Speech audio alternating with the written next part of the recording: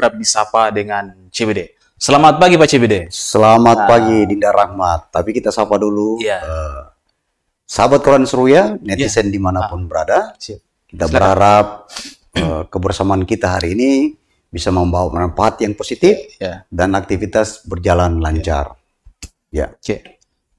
Baik Pak CBD, kita kembali ke tema. Di segmen pertama ini ada dua warga Luwu Timur yang menjadi korban penembakan di Papua ya. Nah, ini kan menjadi dari sekian peristiwa ini sudah banyak menelan korban sipil, bukan hanya korban sipil. Korban jiwa. Iya, korban jiwa baik itu dari warga sipil maupun aparat TNI dan Polri. Nah, sebenarnya kalau Anda mengamati peristiwa yang terjadi di sana yang diduga dilakukan oleh KKB Papua itu seperti apa sih? Ya, sebenarnya ya sahabat Koran Seruya netizen bahwa konflik berkepanjangan di tanah Papua ini kalau berbicara korban banyak sekali nih. Bukan hanya warga sipil, tetapi juga dari pihak TNI dan Polri. Nah, ini kan menjadi catatan hitam bagi bangsa kita. Terutama dalam rangka penegakan hak asasi manusia, HAM. Nah, konflik Papua ini sebenarnya orang bertanya apa sebenarnya yang terjadi di Papua. Nah, ini konflik ini sudah lama. Itu ada keinginan sekelompok warga di sana yang mengatasnamakan sebagai OPM menuntut tanah Papua merdeka. Lepas dari NKRI. Mereka mau merdeka, mau lepas karena merasa bahwa sejak mereka berada di dalam naungan NKRI ini, mereka tertindas, terpinggirkan, dan termarginalkan dari bangsa ini. Tetapi kan sangat jelas bahwa Papua ini bagian yang tidak terpisahkan dari NKRI. Tentu bangsa ini, negara ini harus mempertahankan itu. Sehingga pemerintah kita menurunkan aparat keamanan ke sana, baik TNI dan Polri, untuk memberi rasa aman kepada masyarakat. Nah, namanya sebuah daerah provinsi, itu kan Papua sudah mekar beberapa provinsi.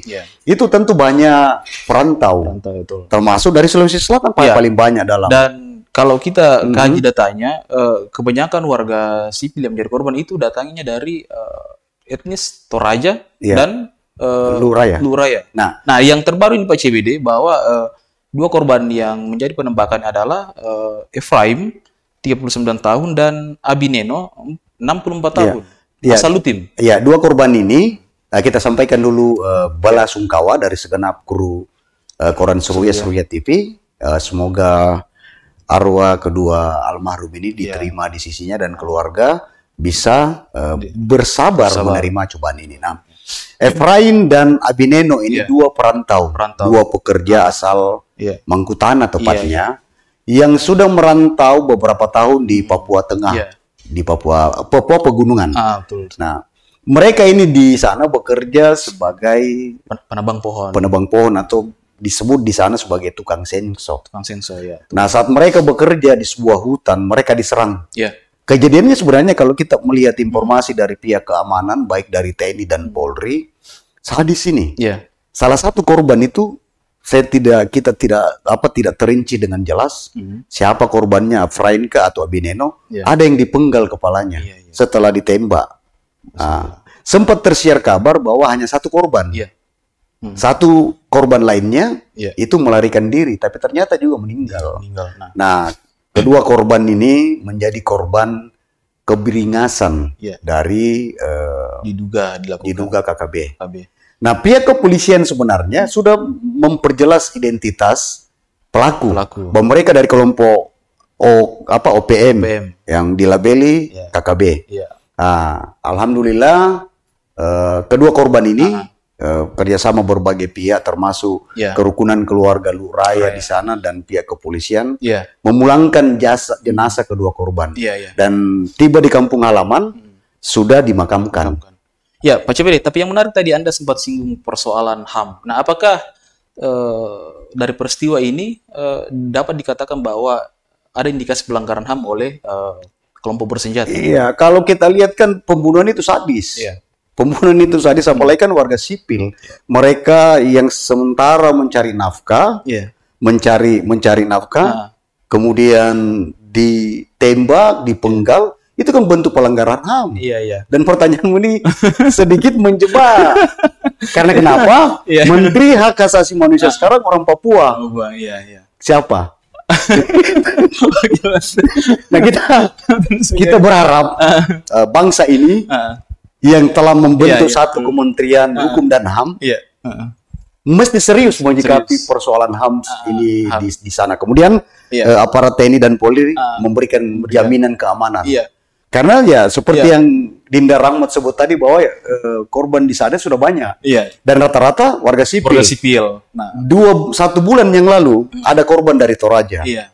guru Guru. Ah, yang baru-baru prajabatan iya, betul. ditembak juga ketika mau menutup kiosnya. Terusnya, ya. Dan kalau kita mau ungkap data, Ah, banyak sekali nih. Iya. Ini korban dan mesti Iya. pemerintah, pihak kepolisian dan TNI Iya. bisa memberikan jaminan keamanan Iya. kepada masyarakat lokal setempat, Iya. termasuk pendatang.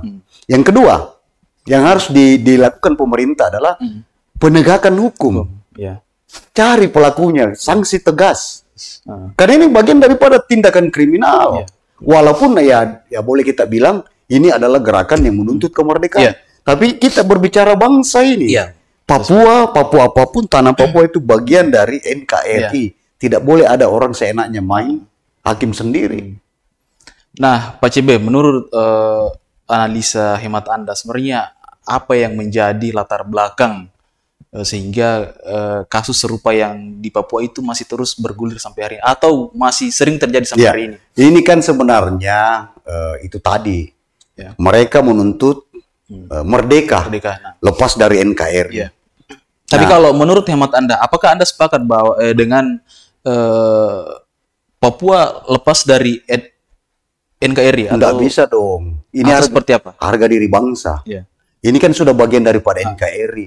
1 jengkal pun tanah NKRI Iya. di Papua tidak boleh lepas. Iya. Bangsa ini harus mempertahankannya. Walaupun kita tahu ya banyak pengorbanan di dalamnya. Terutama tadi Iya. warga-warga sipil yang tidak berdosa, yang ya perantau-perantau dari berbagai daerah, sanak saudara kita dari Sulawesi Selatan, dari Toraja, dari Nuraya, Bulukumba dan berbagai daerah yang ke sana itu sebenarnya mencari kehidupan. Iya. Kan banyak dari Toraja, dari Nuraya yang bekerja sebagai guru, PNS, Iya, betul. tukang ojek, dan rata-rata saudara kita yang bugis-bugis itu yang disebut paman Aman. itu membuka kios sana. Iya. Dan orang Papua sebenarnya juga yang Papua asli yang tidak terlibat di dalam gerakan separatis OPM ini hidup rukun. Oke, Pak CB deh. Semakin menarik ulasan kita, tapi kita harus tahan dulu karena kita mau lewatkan tayangan yang berikut ini. SMP Negeri 3 Palopo berhasil meraih juara pertama pada Lomba Sekolah Sehat Usaha Kesehatan Sekolah Madrasah atau LSS UKSM tingkat Kota Palopo. Prestasi ini menunjukkan komitmen sekolah dalam menciptakan lingkungan yang sehat dan mendukung perkembangan siswa secara optimal. Lomba ini menilai berbagai aspek penting dalam menciptakan lingkungan sekolah yang sehat, antara lain kebersihan, kerapian, ventilasi, dan pencahayaan di UKS. Selain itu, sarana dan prasarana yang mencakup perlengkapan, obat-obatan P3K, kartu atau buku rujukan, serta data kegiatan UKS juga menjadi bagian dari penilaian. Tempat cuci tangan, kebersihan kamar mandi, serta pendidikan kesehatan intrakurikuler juga menjadi indikator penilaian. Aspek kesehatan siswa seperti pakaian, sepatu, kulit, kuku, rambut, telinga, dan gigi juga turut diperhatikan. Dengan keberhasilan ini, SMP 3 Palopo akan mewakili Kota Palopo ke tingkat provinsi. Kepala SMP Negeri 3 Palopo, Haji Basri, mengungkapkan bahwa pihaknya tidak begitu bekerja keras untuk mempersiapkan diri dalam mengikuti lomba. Menurutnya, sehari-hari para siswa sudah terbiasa menerapkan pola hidup sehat, termasuk sarana dan prasarana UKS yang sudah tertata dengan baik. Hal ini menunjukkan bahwa budaya hidup sehat sudah menjadi bagian dari kehidupan sekolah dan diterapkan secara konsisten. Dari segi persiapan ya, sejak ditunjuknya SMP 3 sebagai salah satu peserta lomba untuk tahun 2024, kami SMP Negeri 3 Palopo tidak terlalu bekerja keras untuk mempersiapkan diri. Kenapa? Karena memang keseharian di sekolah kami itu sudah memang melaksanakan item-item itu secara rutinitas ya. Jadi pada saat ditunjuk sebagai peserta lomba ya, alhamdulillah kami tinggal menyempurnakan apa-apa yang dituntut dalam penilaian tersebut ya. Alhamdulillah meraih juara 1 sekaligus mewakili Palopo untuk ke. Dengan keberhasilan ini, SMP Negeri 3 Palopo membuktikan pentingnya upaya bersama dalam menciptakan lingkungan sekolah yang mendukung kesehatan dan kesejahteraan siswa, serta menjadi contoh bagi sekolah-sekolah lainnya. Nada Gabrilia mengabarkan dari Kota Palopo, Provinsi Sulawesi Selatan.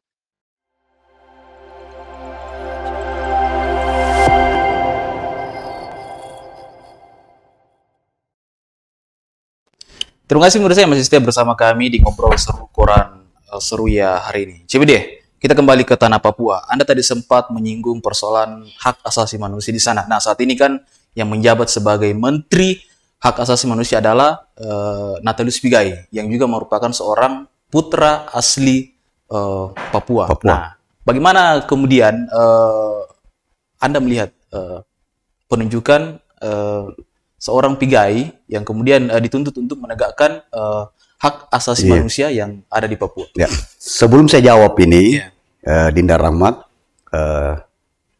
sahabat Koran Suruya netizen, ada berita duka yang kami akan sampaikan. Innalillahi wa inna ilaihi rajiun. Mantan anggota DPRD Kota Palopo, Bapak Mari Galang, meninggal dunia hari ini. Dan segenap kru Koran Seruya TV menyampaikan turut berbelasungkawa. Semoga amal beliau diterima di sisinya dan keluarga yang ditinggalkan menerima cobaan ini. Nah, kita lanjut ke ini pertanyaannya. Ini menarik. Presiden Prabowo ini memberikan jabatan satu kementerian baru kepada putra Papua, Natalius Pigai. Nah, ini tentu saja menjadi tanggung jawab serius Pigai ini terhadap penegakan HAM. Nah, di Papua ini sebenarnya sudah terjadi banyak pelanggaran HAM yang berat. Membunuh, membantai, menembaki masyarakat sipil yang tidak berdosa. Bahkan yang lebih sadis, ada pernah bukan kita mau setback mengungkit korban, ada satu warga Toraja, itu tenaga medis, itu diperkosa, kemudian dibantai, dibunuh, dan tidak terhitung lagi berapa korban jiwa yang tidak terlibat langsung dalam konflik itu, dan kebanyakan warga sivil. Pigai sebagai Menteri Penegakan Hak Asasi Manusia ini mesti konsen ke situ.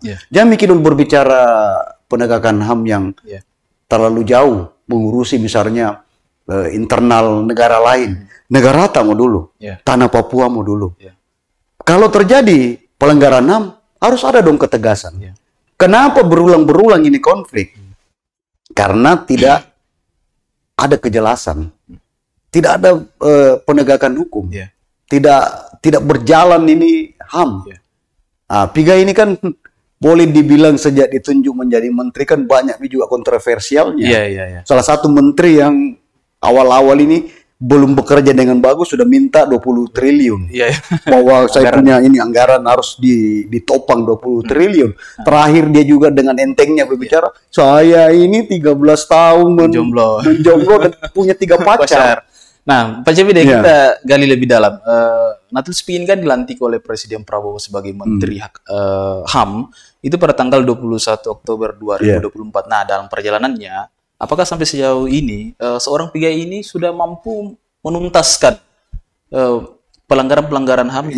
Kalau kita lihat, karena belakangan terjadi setelah dilantik seperti yang Anda sebut tadi bahwa seorang guru yang kemudian sudah berapa korban jiwa sih? iya, Dan terbaru. kayaknya PGI tidak pernah konsen ke situ. Dilantik bulan berapa tadi? 21 Oktober 21 Oktober 2024. Itu sudah ada 2 kejadian tragis, pembunuhan warga Toraja, guru. Kemudian 2 lagi korban dari Luraya, warga kita Wijatoluwo. Dan akan terjadi lagi. Kita apa dengan kondisi ini seperti ini, ya 1-2 bulan bisa saja terulang.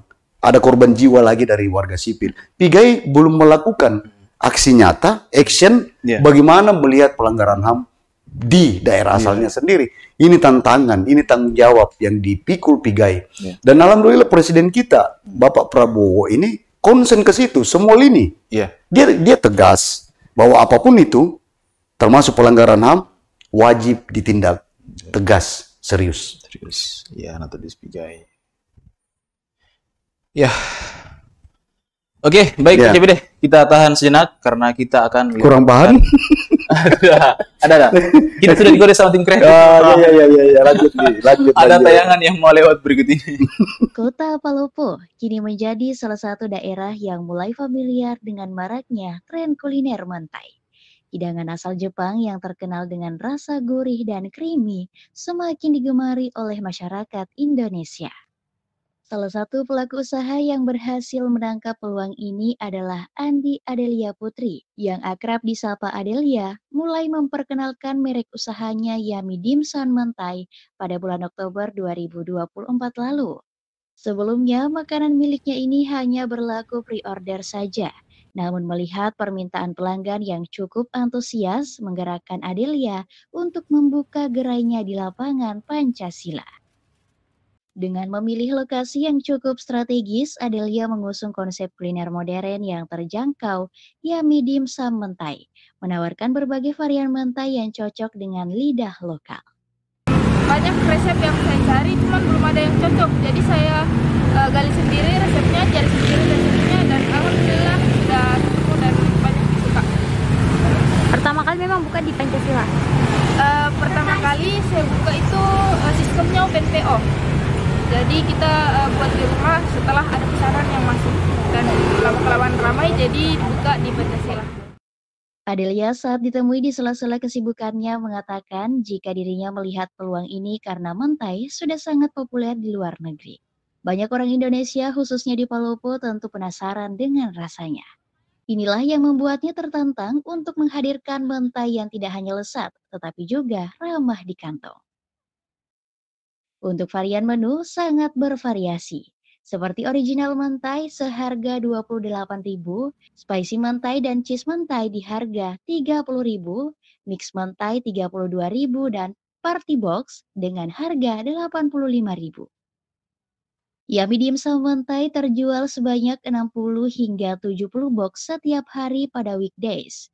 Sementara itu saat weekend, angka penjualan meningkat hingga mencapai 100 hingga 130 box. Lapangan Pancasila yang menjadi lokasi gerainya dipilih karena merupakan pusat keramaian di Kota Palopo, tempat warga sering berkumpul untuk berolahraga atau bersantai. Dengan cita rasa yang autentik, Yummy Dimsum Mantai diharapkan bisa menjadi salah satu pilihan kuliner favorit di Kota Palopo. Adelia juga berencana untuk terus mengembangkan usahanya, termasuk menjajaki platform penjualan online agar bisa menjangkau lebih banyak pelanggan. Menurutnya, kuliner ini bukan hanya bisnis, tetapi juga cara saya memperkenalkan sesuatu yang baru kepada masyarakat, sekaligus memberikan inspirasi bagi perempuan lain untuk berkarya. Untuk warga Kota Palopo, jangan lupa singgah di Yummy Dimsum Kota Palopo, tepatnya di lapangan Pancasila, lorong masuk depan kantor pajak. Insya Allah enak. Putri Karlina mengabarkan dari Kota Palopo, Provinsi Sulawesi Selatan.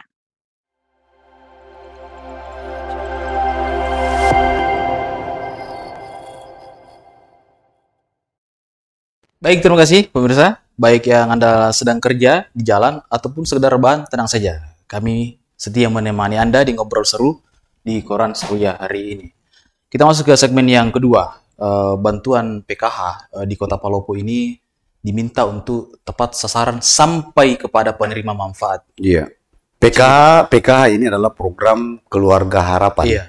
Nah, tentu kita berharap memang program dari pemerintah pusat ini yang menikmati itu adalah keluarga yang benar-benar layak.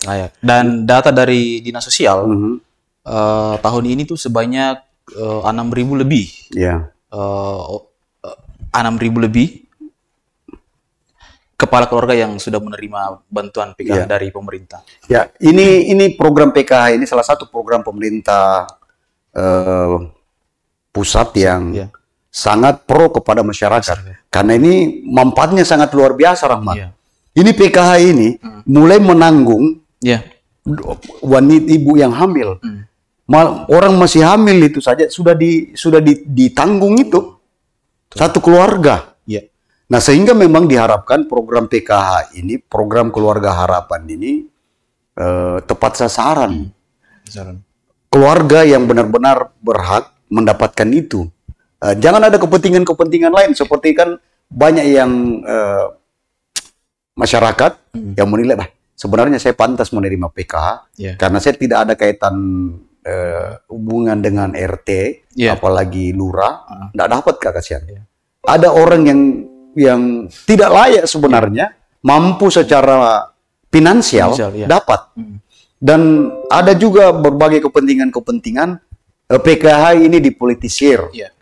Ya, ex Pilkada Palopo yang lalu kan sempat ada ribut-ribut. Ada penerima PKH ini diancam kalau dari tidak pilih ini salah satu paslon dicabut kok. Sebenarnya tidak ada kewenangan pemerintah daerah sini untuk melakukan pencabutan. Karena ini kan antara dinas sosial dengan pemerintah pusat kan datanya terintegrasi ke pusat-pusat daerah pemerintah Kota Palopo atau pemerintah kabupaten yang mengusul. Terus eksekusi bahwa ini ACC layak itu adalah pemerintah pusat. Nah, bantuan ini kalau saya tidak salah itu disalurkan per triwulan. Dan rata-rata penerima PKH ini sangat bersyukur menerima bantuan ini. Karena ibu hamil saja yang masuk dalam program PKH ini ditanggung oleh negara biaya kehamilannya. Sampai melahirkan, Rahmat. Sampai anaknya sekolah. Ditanggung oleh negara.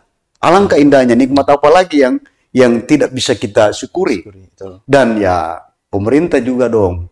Kalau orang sudah menerima PKH aja mau kok coret toh atau membarakan orang. Betul, saya sepakat. Tadi kan Anda sempat singgung terkait dengan polemik penerima PKH yang tidak tepat sasaran. Artinya ada yang memang betul layak tetapi tidak mendapatkan. Justru ada yang tidak memenuhi kriteria justru malah dapat. Ini sebenarnya bagaimana Anda menyikapi itu? Sebenarnya ini kan boleh kita bilang kan ada kepentingan-kepentingan di bawah. Biasanya kalau misalnya RT ini ada keluarganya, terus lurah misalnya, istilahnya orang deng marepe. Apa itu istilahnya? Deng marepe itu karena faktor kedekatan keluarga, tomari laleng istilahnya.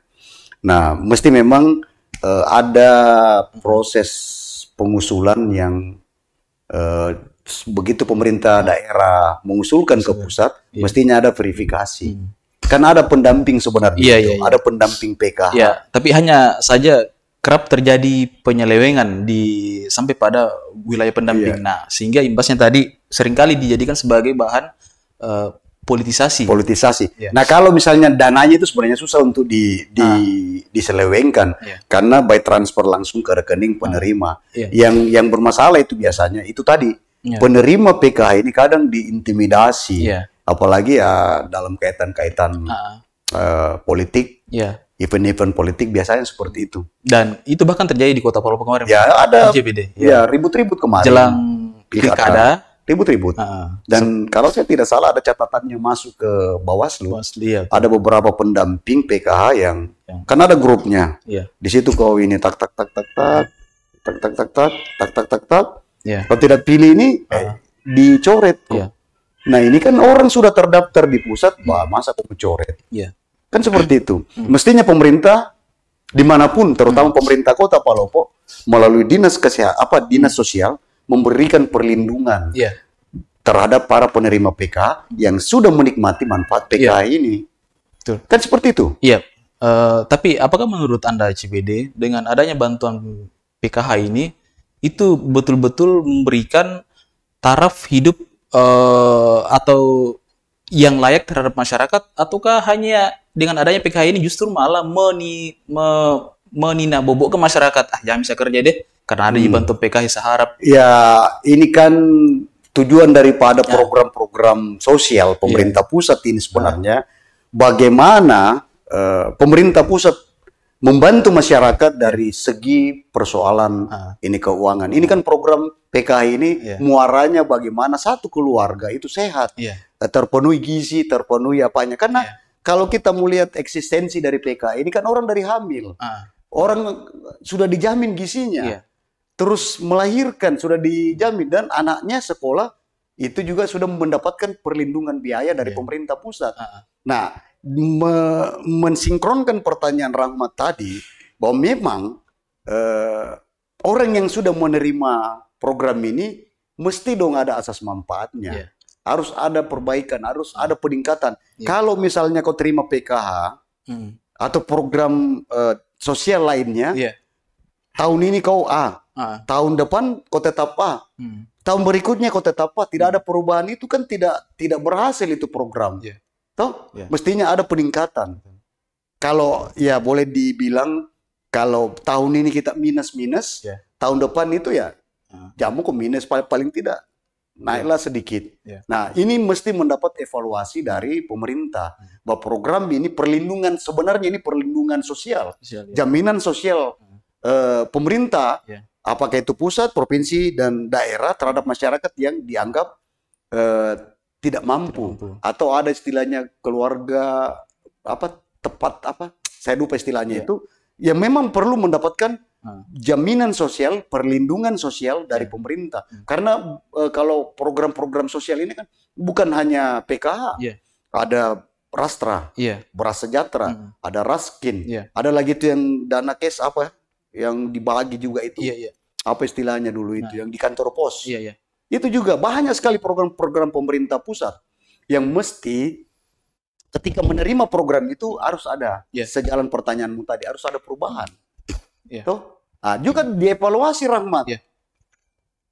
Kalau pemerintah sudah melihat ini, sudah maju kehidupannya, sudah sukses, sudah ada peningkatan taraf hidup, masa kok masih mau dapat raskin? Apakah perlu dilakukan rotasi penerima atau seperti bukan istilahnya rotasi. Ada peninjauan.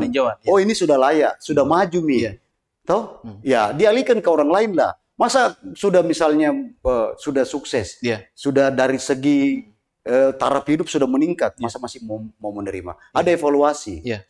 Ini pemerintah dan bersinergi antara pemerintah daerah dan pemerintah pusat. CBD, semakin menarik ulasan Anda, tapi kita harus tahan karena kita melewatkan tayangan berikut ini. Sosial Kota Palopo mencatat adanya total 6.906 keluarga penerima manfaat atau KPM, Program Keluarga Harapan atau PKH di wilayah Kota Palopo. Program ini bertujuan untuk membantu mengurangi angka kemiskinan melalui bantuan sosial yang disalurkan kepada keluarga yang kurang mampu. Selain itu, untuk program bantuan pangan non-tunai atau BPNT, Dinas Sosial juga mencatat sebanyak 10.892 KPM yang menerima bantuan. Bantuan ini diberikan untuk memenuhi kebutuhan pangan keluarga dengan cara non-tunai melalui kartu BPNT yang dapat digunakan untuk membeli bahan pangan di agen atau e-warung terdekat. Pengelola Sistem Informasi Kesejahteraan Sosial bagian verifikator Dinas Sosial Kota Palopo, Eva Diansari, mengatakan kedua program ini merupakan bagian dari upaya pemerintah dalam meningkatkan kesejahteraan masyarakat dan mengurangi beban ekonomi keluarga yang kurang mampu. Dinas Sosial secara berkala akan melakukan rekap data agar penerima manfaat bisa tepat sasaran sesuai dengan petunjuk dari Kementerian Sosial. Sekaitan dengan penerima bantuan sosial PKH dan BPNT untuk Kota Palopo, sampai dengan SK Desember kemarin tercatat penerima bantuan PKH untuk Kota Palopo itu sejumlah 6.906 KPM untuk keluarga penerima manfaat. Kemudian BPNT atau sembako itu sebanyak 10.892 KPM. Kalau hasil rapat di DPR kemarin, kami juga memaparkan demikian jumlah penerima bantuan PKH, BPNT-nya kami. Kedepannya mungkin nanti kami lebih efektifkan untuk verifikasi data penerima bantuan tersebut. Kemudian untuk rekap datanya mungkin kami juga secara berkala akan melakukan rekap data sesuai dengan petunjuk dan arahan dari Kementerian Sosial. Sekaitan dengan evaluasi penerima bantuan sosial, ya itulah tadi yang kami akan tingkatkan di tahun ini dan tahun depan untuk verifikasi dan pemutakhiran data penerima bantuan baik PKH maupun BPN. Dengan adanya kedua program ini diharapkan dapat mendukung keluarga penerima manfaat untuk keluar dari kemiskinan serta meningkatkan kualitas hidup mereka. Dari Kota Palopo, Nada Gabrilia, Seruya TV mengabarkan.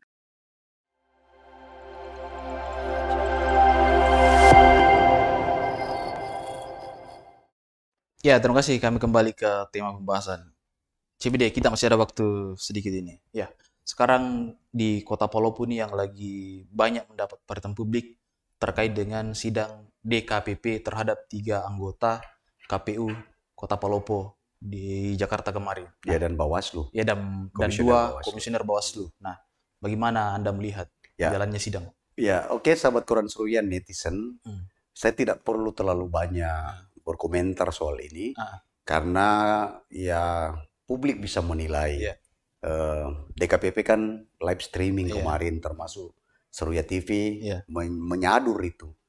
Kan terang benderang bisa masyarakat menilai, bisa berpendapat dan semua gamblang dan transparansi. Nah, pertanyaanmu, jawabanku saya no comment. Ya, saya no comment. Ya, kita tunggu saja apa ending dari keputusan DKPP. Apapun itu, itulah yang terbaik dan semua orang untuk bisa menerima itu. Saya no comment. Iya. Oke. Kalau no comment,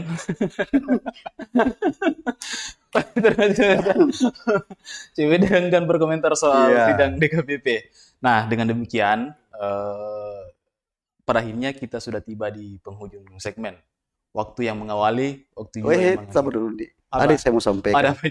Sahabat Koran Seruya. Sahabat Koran Seruya, program Koran Seruya hari ini dari Senin sampai Jumat disponsori oleh Universitas Mega Buana atau UMB. Nah, saya mau tanya ke orang Mat, apa yang kau tahu tentang UMB ini? UMB, Universitas Mega Buana. Sponsor tak ini program ini? Salah satu kampus ternama di Kota Palopo yang memiliki fakultas kedokteran di kampusnya. Ya, UMB adalah universitas pertama di luar Makassar yang berada di Kota Palopo membuka fakultas kedokteran. Sahabat Koran Seruya dan netizen dimanapun berada, kalau mungkin anak tak lanjut ke kedokteran jangan bikin jauh. Palopo justru ada nih. Ada di Palopo. Dan apalagi saya lihat fasilitasnya lengkap fasilitasnya. Kemudian ya sekarang ini UMB Palopo menerima mahasiswa baru. Banyak pilihan program studi. Silakan Ki, dan bisa kita akses langsung di website Koran Seruya. Link pendaftarannya ada itu yang iklan, yang ada fotonya Ibu Rektornya. Klik itu.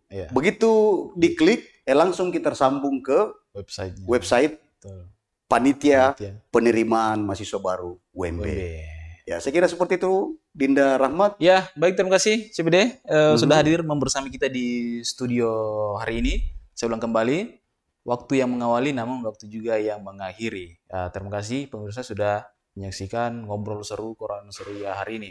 Akhirnya saya Rahmat Saputra bersama dengan CBD pamit, mohon izin undur diri dari hadapan Anda dan ucapan Assalamualaikum warahmatullahi wabarakatuh.